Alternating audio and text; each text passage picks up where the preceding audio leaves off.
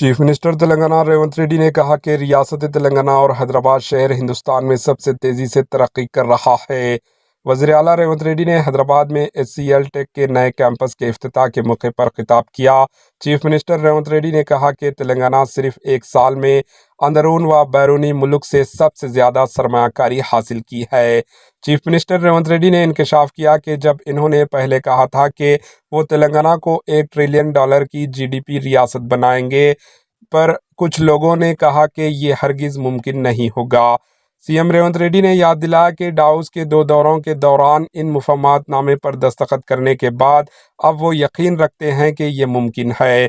Chief minister Revanth Reddy ने उम्मीद जाहिर की कि तेलंगाना राइजिंग को कोई नहीं रोक सकता। Bureau report, HN news. Here, I'm proud to share we have received highest investments in Telangana, both domestic and foreign.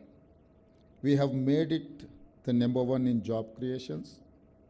We have highest AI adoption and lowest inflation. When I first said I will make Telangana $1 trillion GDP state, some people said it was not possible.